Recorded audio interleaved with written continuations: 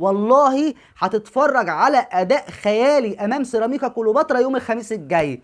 السوبر المصري ده انت هتقول ايه اللي حصل؟ النادي الاهلي اختلف واتغير كده ليه؟ انا مش جاي لك من المستقبل، بس انا بتحدى اي حد في الاعلام الرياضي او يوتيوبر او تيك توكر او اي حد في الكوره يقول ان النادي الاهلي قوي جدا. انا بتحدى، هاتهولي قول لي مين اللي قال كده. انا بقى جاي اقول لك ان النادي الاهلي فعلا قوي جدا جدا جدا. كمان 5 ماتشات مع ياس روب محدش هيقدر على النادي الاهلي. 5 ماتشات يكمل 10 مباريات، هو لعب 5، كسب 3 وتعادل 2. الثقه دي انت جايبها منين؟ هقول لحضرتك، مباراه الاهلي والمصري هو نبيل الكوكي لبس عبايه علاء عبد العال فجاه. 22 فرصه محققه للفريق المنافس وانت ولا فرصه. فانت عملت الصح يا نبيل يا كوكي، لكن النادي الاهلي كان بيقابله سوء توفيق وسوء حظ عجيب وغريب. بتفكرني بمباراة الاهلي والمصري 2004 2005 على ما اتذكر يعني.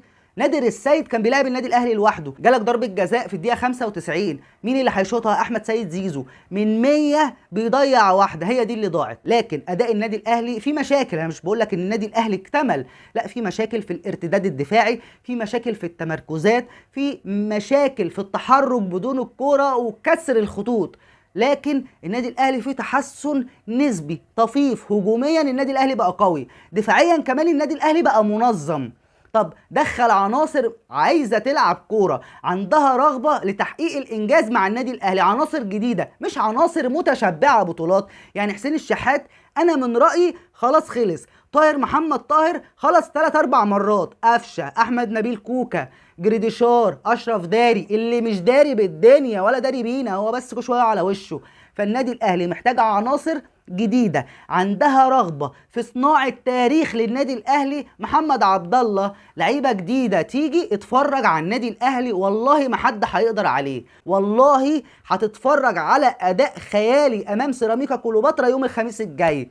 السوبر المصري ده انت هتقول ايه اللي حصل؟ النادي الاهلي اختلف واتغير كده ليه؟ احنا عندنا ازمه ثقه امام المرمى، هي دي النقطه اللي اتكلم فيها ياس رب. عندنا ازمه ثقه وسيكه انانيه فرديه، اللعيبه عايزه تلعب لنفسها، امجاد شخصيه.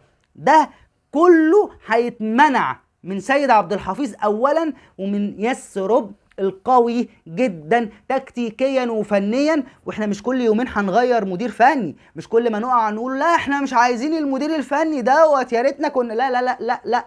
الراجل ده قوي تكتيكيا، عنده افكار، عنده تنظيم، لكن لسه ما تعرفش على الراجل ده. الفيديو ده كده بقاله 25 يوم في مصر بيدرب النادي الاهلي، فما تقنعنيش ان هو هيكون مع عصايه سحريه. لا، النادي الاهلي كان منهار بدنيا، النادي الاهلي لحد الدقيقه 90 واقف على رجله امام المصري. وارجع تاني وافتكر ان المصري ده بينافس على الدوري، فالراجل بيدافع بشراسه نبيل الكوكي، وقدر ان هو يقتنص نقطه مهمه جدا لكن صحيه للنادي الاهلي، هتفوقنا وتفوق الراجل، بتعرفوا على امكانيات اللعيبه في ارض الملعب. والحقيقه انا متفائل جدا جدا بياس رب، خدها مني وارميها للبحر، النادي الاهلي بطل السوبر. ولو مش مصدقني اعمل لي بلوك، طلعني من حياتك. شكرا لحضراتكم.